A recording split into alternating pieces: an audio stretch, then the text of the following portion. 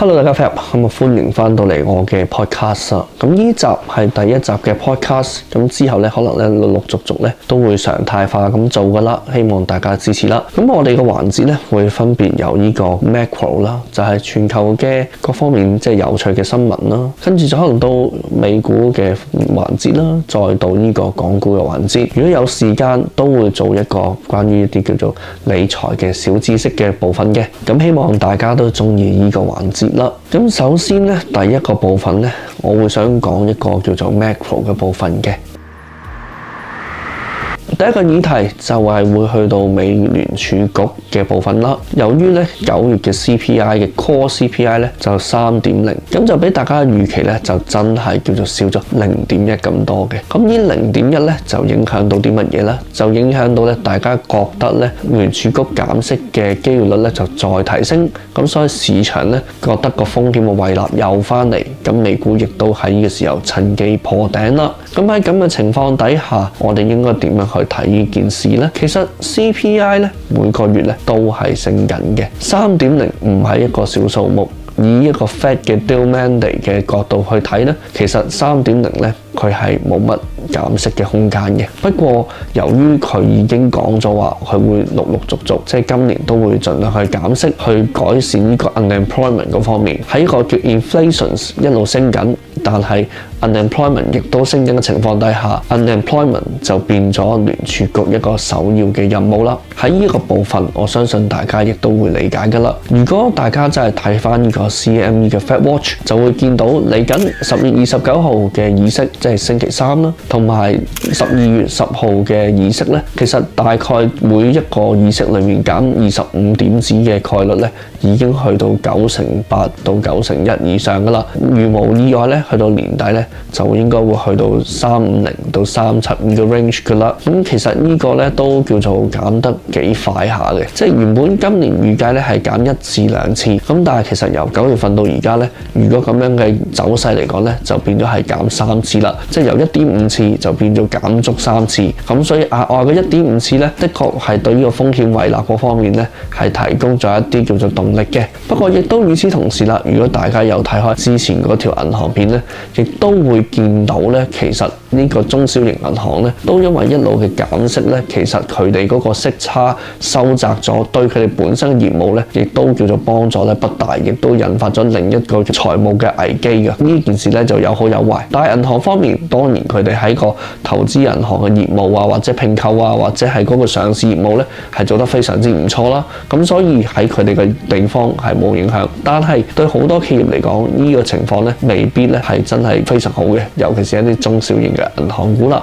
咁其實市場上面除咗關心呢個減息嘅步伐咧，另一個就係都係相當需要留意嘅地方就係流動性。其實因為聯儲局亦都宣布咧就停止呢個 quantitative tightening 啦，即係佢咧就唔會再 QT 啦，即係大家可能有機會再見翻熟悉嘅 QE 咧都有機會會來臨。當然佢亦都冇咁快，因為減息嘅手段會先於個 quantitative easing 嘅，佢嗰個空間上嚟講咧係仲有嘅。不過咁樣講，如果大家睇翻 Fed 嘅 balance sheet 咧，由2019年最低嘅位，因為其實2018、2019咧都開始有 quantitative tightening 嘅。不過當時後尾2020遇到呢個 COVID， 咁 COVID 就會令到呢件事咧就停咗，再叫做再擴充個表咧就好多倍。最低位2019年大概咧其實係 below 4個 trillion 嘅，咁但係因為 COVID 咧最高峰期咧係去過9個 trillion 嘅。咁而家佢相對縮到去咩位，佢覺得可以停咧，就大概係6.75個 trillion。咁如果純粹講一個4個 trillion 對6.75個 trillion 咧，而家嘅流動性咧，其實喺市場上面咧都係大咗接近多過1.5%，即係可能多咗幾十個 percent 嘅流動性咯。咁所以其實喺呢個角度嚟講咧，市場嘅流動性咧嘅收縮嘅程度咧，的確咧就唔係咁高嘅。咁再加上佢又已經再減息啦，咁即係話咩咧？即係其實佢唔再收縮個流動性啦，就再提供咗一啲燃料咧去俾個市場。如果對於通常一啲叫 negative cash flow 啦，或者一啲叫做新創啦，或者一啲叫做高科技嘅行業咧，咁當然咧就會有提供咗唔少嘅 relief 啦，因為佢哋嘅 credit spread 啦，或者佢哋嘅融資嘅成本咧，本身咧就唔會太低，因為佢本身一路燒錢噶嘛。咁你借錢俾佢，其實個融資成本都唔會太低㗎。咁如果你話喺個流動性唔縮減，或者喺個減息嘅情況底下咧，對於佢哋嘅企業嚟講咧，的確咧係會有所幫助嘅。咁當然啦，以 Trump 嘅角度就一定係希望可以 support 到佢自己個國債嗰部分，因為其實減息咧係未必吸引到人哋買國債嘅，但係其他地方減息嘅幅度仲高，咁落去一嚟可以舒緩咗佢嗰個即係再融資嘅利息成本，因為如果佢再咁 roll 落去咧，佢個40個 trillion 嘅 debt 咧其實已經係冇可能還嘅啦，即係一路都只可以靠第啲辦法。咁 that's why 你都會見到佢而家推動呢個 crypto 嘅市場。咁講啦 ，crypto 嘅市場究竟係真係愛嚟消滅美債去鞏固美元嘅地位啊，定係其實究竟另有目的咧？呢個咧就真係值得大家深思嘅部分嚟嘅，因為佢個仔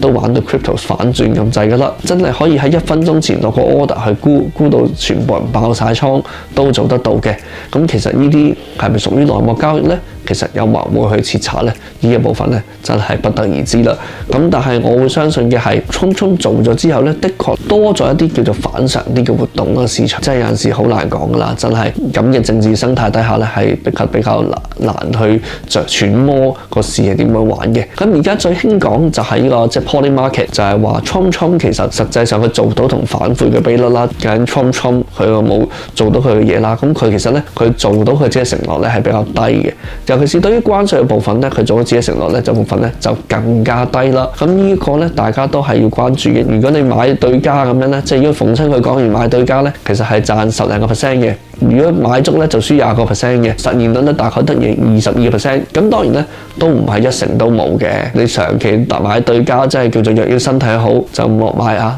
咁嗰陣時就有呢個啦，咁但係而家你都見到啦，就莫買特朗普啦，咁樣都係一個即係幾鮮明嘅旗幟嚟嘅。咁但係咧，我哋今個禮拜咧，如果講呢個 macro 方面咧，都要關注翻嘅係呢個即係中美貿易嘅商討啦，中美嘅領導人嘅高峰會嘅結果係乜嘢嘅？呢3日咧喺馬來西亞咧已經中美雙方咧已經閉門開會噶啦，美方嘅態度咧其實係放低咗好多噶啦，因為咧如果以個場地嚟講，已經去到馬來西亞啦，即係已經去到中國嘅門口啦，即係個場地咧已經要去到中國嘅主場啦。咁去到主場就口蝕嘅啦，大家都明啦，高原主場咁樣踢波都係啦。咁已經係一個好蝕底嘅地方嚟㗎啦。而佢今次咧亦都咧將啲鷹派嘅代表咧收埋咗啦，即係佢已經唔可以再派鷹派代表去傾呢件事啦。美方嘅口硬咧，佢第一步嘅口硬一出完之後咧，其實咧已經係2、3日咧已經一路收晒車㗎啦。而家佢個談判嘅資格咧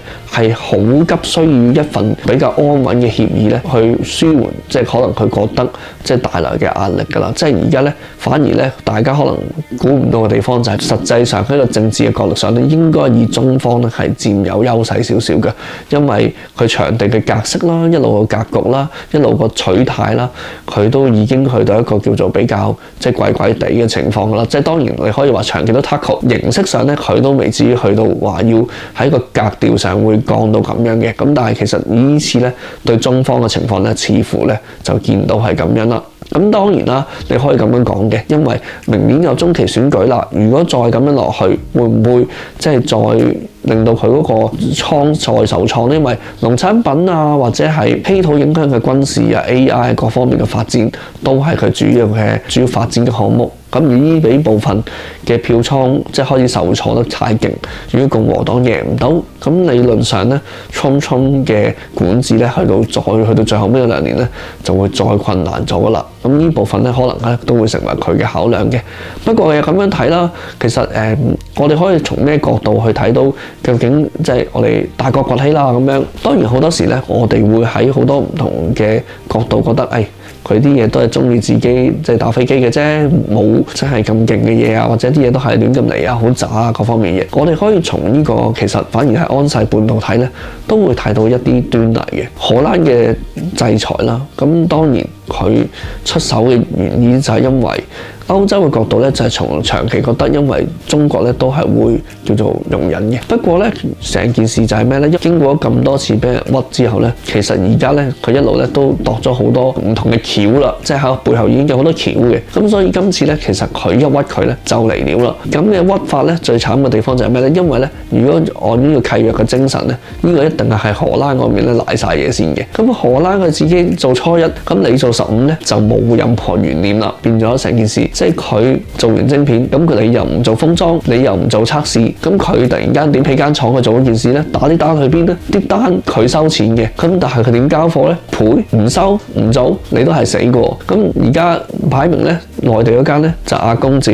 你荷蘭嗰間咧就食自己。咁所以咧成件事咧就影響好大啦。因為荷蘭嘅安勢咧本身咧就係由荷蘭自己啦、德國啦同埋英國咧做晶片嘅。主要嚟講都係啲其實唔係一啲高端技術嘅嘢，即係你話內地係咪做唔到都已經唔係㗎啦嗰啲。咁所以佢去到叫做做翻即係大陸做封裝測試。如果佢冇咗嗰部分車廠嗰部分係冇任何辦法嘅，佢要嚟談判，其實中方而家咁嘅情況咧唔會同你談判嘅。倒翻轉係，因為以我都 check 過，究竟荷蘭嘅同中國嘅貿易關係，荷蘭輸個 export 去中國嘅嘢可能係佔10%，咁可能倒翻轉，可能其實中國去荷蘭佔2%，大家對大家嘅依賴嘅部分咧，可能當然因為有 ASML 啊，之前啊嗰啲可能好多呢啲光刻機啊嗰啲嘅一啲醫療器材啊嗰啲荷蘭都有好多，咁所以呢部分咧係會的確會有受到啲影響嘅。咁但係即係以呢個 percentage 嚟講，以佢而家嘅準備嚟講咧，的確咧即係大家要鬥練起上嚟咧，又唔係話咁蝕底。荷蘭唔急，歐洲都急啦，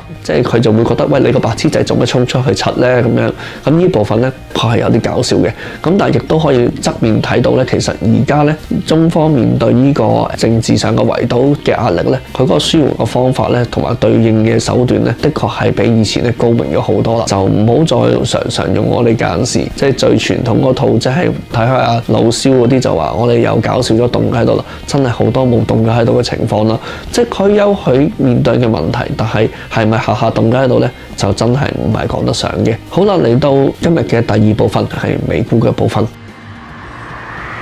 美股嘅部分上週咧公佈咗好多唔同嘅業績㗎啦。咁 Netflix 嘅業績咧，其實就受累於佢一次性嘅罰款嘅會計部分嘅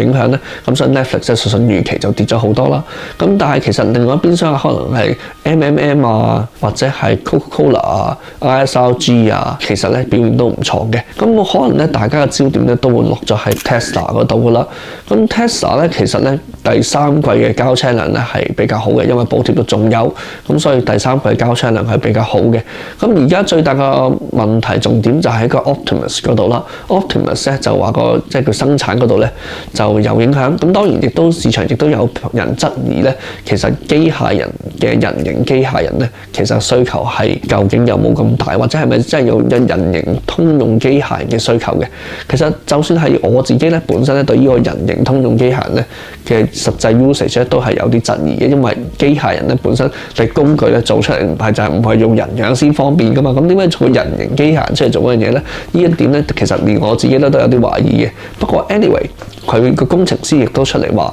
其實佢係覺得有實際嘅用途。咁我哋就 in Elon we trust， 係咪？咁就順住先。如果大家真係好覺得 Tesla 係一個好關鍵嘅項目咧，咁你真係必須要留意啦。因為去到 Q4， 其實佢賣車嗰部分咧，應該都一定差噶啦。點解會咁樣講咧？因為 Q4 係開始應該冇咗呢個補貼噶啦。咁 Q3 嘅車咧，大部分因為有補貼，所以賣多咗。咁但係 Q4 冇，所以佢而家要準備出一架平價啲嘅型號。咁但係問題就係佢接唔接得上咧？即係成個即係個銷售流程接唔接得上咧？平價型號係咪有佢即係競爭對手咁強咧？呢部分咧係好成疑問㗎。純粹講買車業務，當然本身唔係咁值錢啦，因為以200幾倍嘅 P/E 嚟講真係太誇張啦。咁但係亦都以買車嘅部分，其實根本就係以普通一般車企嚟講，根本就做唔到呢個價錢啦，即係做唔到佢而家即係400幾蚊美金嘅價錢啦。以佢而家嗰個情況，可能連1/5嘅價錢都冇，嗰部分咧其實仲要再縮水咧。呢個的確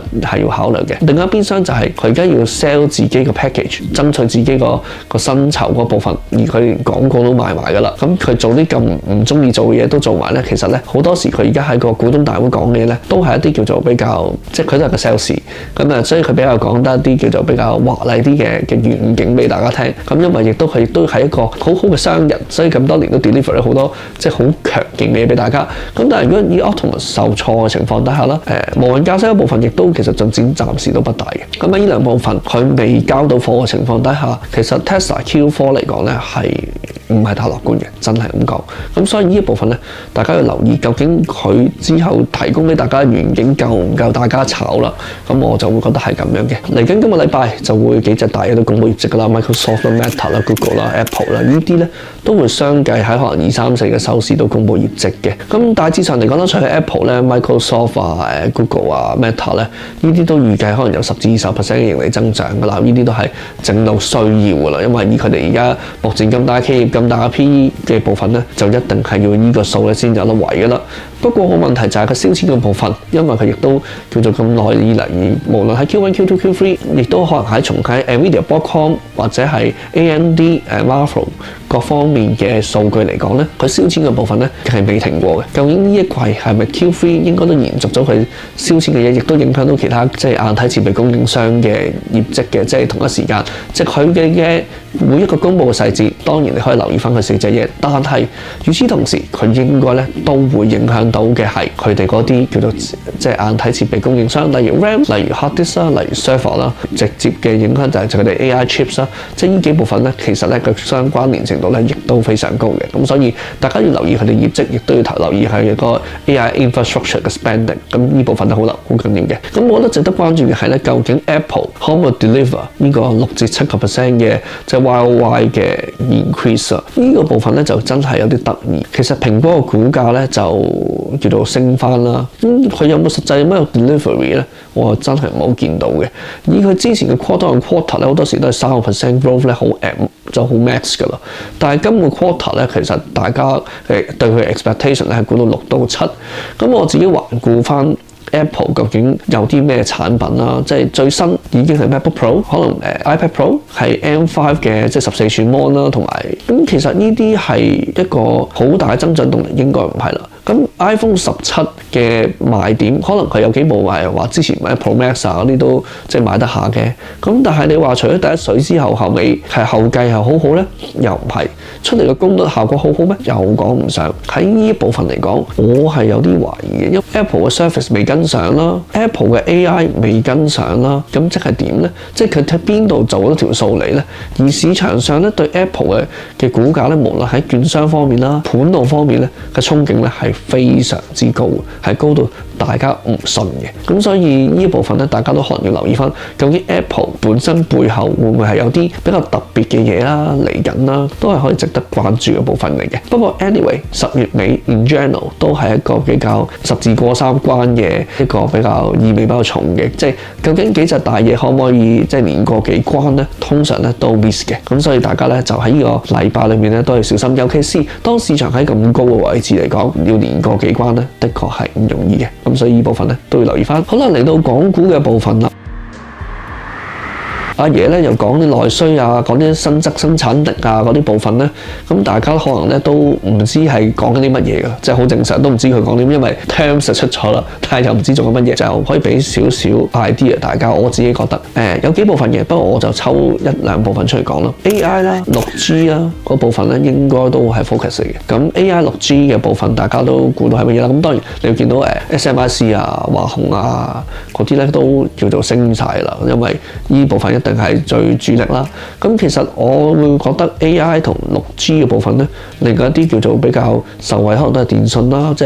係幾隻電信啦都會受惠多少少啦。另一邊廂可能百度啊、中興啊、小米啊嗰啲咧，即係做一啲叫做 IoT 啊，或係美團啊嗰啲咧，即係做一啲叫做Agentic AI 嘅部分咧，應該咧都會叫做喺個內需嘅部分咧，加埋呢個 AI 6G 聯網嘅部分咧，都會應該係有啲受惠嘅地方嘅。原因係因為佢喺內地咧，而家兩件事嚟嘅。一件就係究竟因為生育率不足啦，即係相對嚟講，因為要推到三孩政策咯，一定要人手補救啦。咁其實而家個生產力同個推動力喺邊度呢？或者究竟點樣支持住社會呢？如果人口老化補上嘅人唔夠之後，其實個生產力可能真係都要靠 AI 嘅。咁所以佢而家呢部分呢，其實係要諗住 Agentic AI 點樣去維持個社會。咁當然佢人口可唔可以反而倒翻轉減少少啦？咁究竟個 AI 接軌嘅部分其實喺佢嘅角度，喺個人口嘅結構角度咧，可能咧比人哋變人嘅需求咧更大。咁所以佢喺呢方面嘅推動力咧，可能會比大家想象中大嘅原因就係因為佢有人口嘅缺口啦。呢一部分其實就要留意嘅，即係佢有咁大嘅煙化嘅電信嘅網絡啦，無縫嘅接軌啦，叫做用 AI 連貫每一樣嘢嘅服務啦。頭先講嗰啲咧，其實都係可能會係包含喺佢呢個刺激內需啦，佢呢個做嘅新增生產力啦，嗰啲部分咧都係一啲比較要着重啲嘅地方嚟嘅。大家可以諗下呢啲嘅影響會係乜嘢？至於其實近期應該最 hot 咧，反而係 IPO 嘅部分。IPO 咧，我聽個會員講咩1384淨佢都要港版 PLTR 嘅部分啦。咁係咪真係有啲誇張咧？咁當然1384做嘢咧係有啲似嗰啲嘅 feel 嘅，即係迪普科技係的確佢講緊係真係大型醫療方案啦，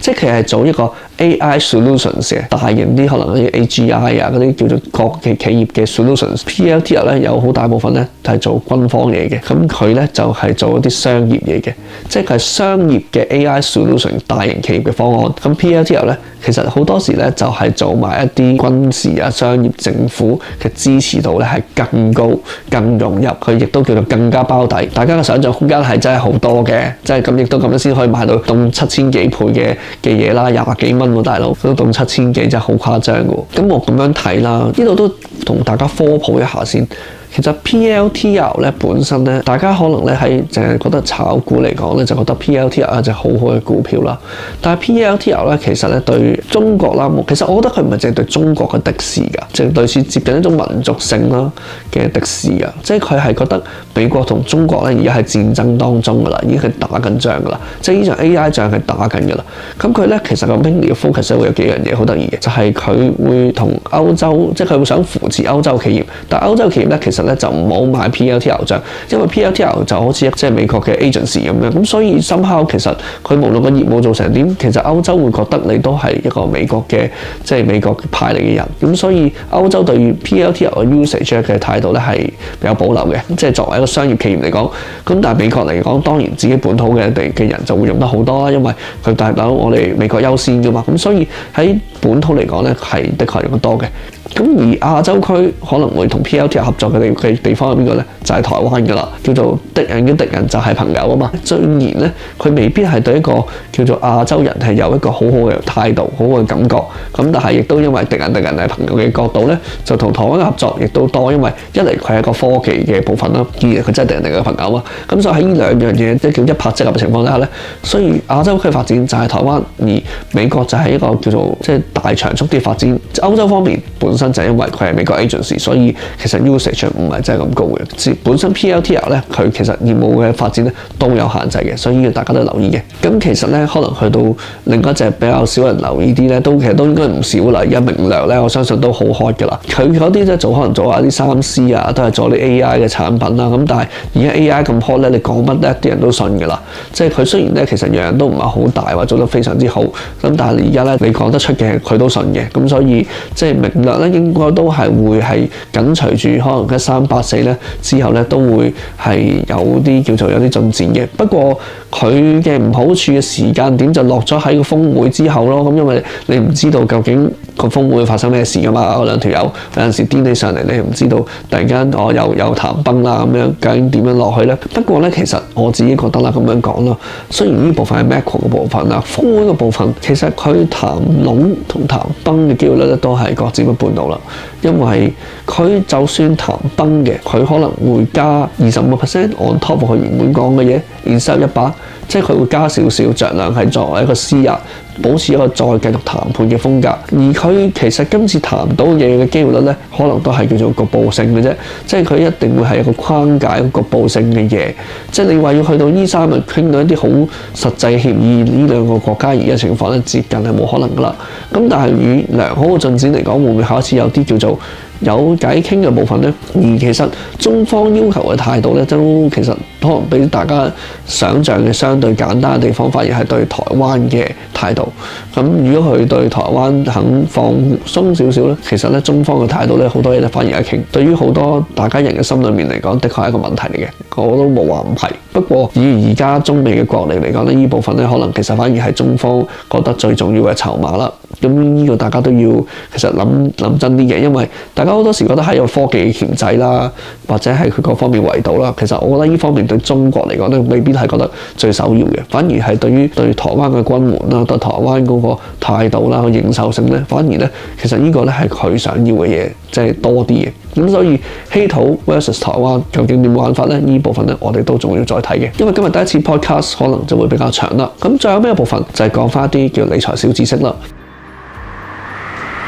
其實好多時啲大家朋友都會買收息股嘅，咁收息股亦都會經常俾人鬧噶啦。我發覺留言咧就係話有咩好派息啊？啲中資股又要俾翻10% tax， 咁 dividend tax 咧俾完派完喺個股價扣完，仲要俾翻少啲錢我，又要俾手續費，有乜好收啊？通常咧都會見到啲咁嘅嘢嘅。